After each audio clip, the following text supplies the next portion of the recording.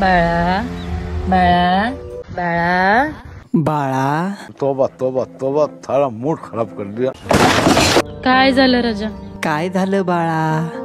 जेव्हा आई तुला म्हणत होती बाळा अभ्यास कर, बाळा अभ्यास कर, तेव्हा तर तुला बाळा हा शब्द नाही गोड वाटला. अरे 27 वर्षाचा टोनगा झाला तू.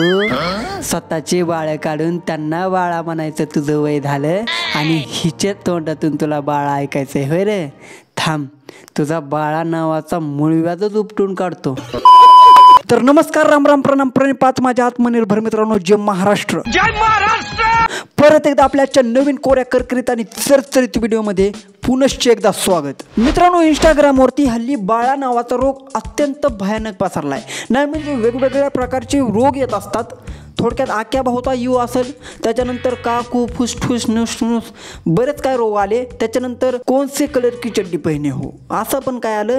पण आता इंस्टाग्रामवरती बाळा हे जास्त पसरायला लागले. म्हटलं चला बाळा नावाच्या या रोगावरती औषध उपचार करू, बघू होतंय का काय, आणि म्हणून आपला आजचा व्हिडिओ. बाळा काय झालं राजा? मूळ व्याध झालाय बाळाला, दिदी खाजून. हा मग करायचं तर काय नाही, आणि तोंड दाखवल्याशिवाय गप्प पण बसायचं नाही. काय तर म्हणे बाळा. दीदीने इंस्टाग्रामच्या बायोमध्ये लिहिले आयुष्य खूप सुंदर आहे, आपण त्याला आणखीन सुंदर बनवूया.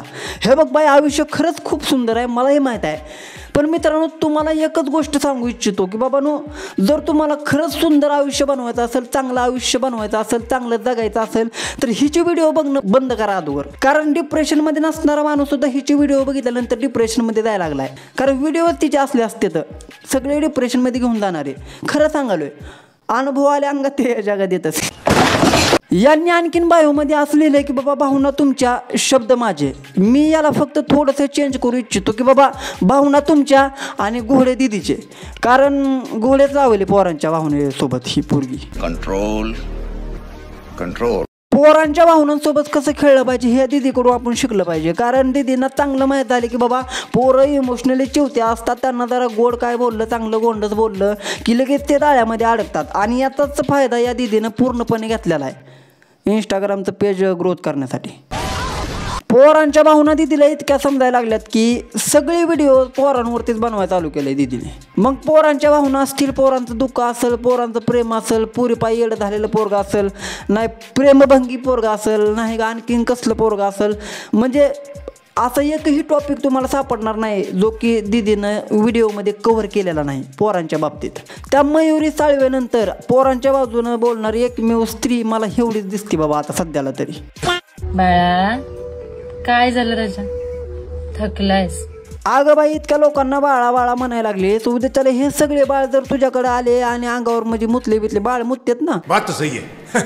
मग मुतले बितले किती कपडे धुवावं लागतील तुला, किती चेंज करावं लागतील ड्रेस, हां, आणि त्यातल्या त्यात पुन्हा दूध मागितलं पाहिलं तर अबे साले, कैसी अपमानजनक बातें कर रहा लड़का ये. म्हणजे किती म्हशी तुला पाळावं लागतात, ह्याचा विचार कर की जरा थोडा. हा, कोई सेंस है इस बात की? बाळा काय झालं राणी?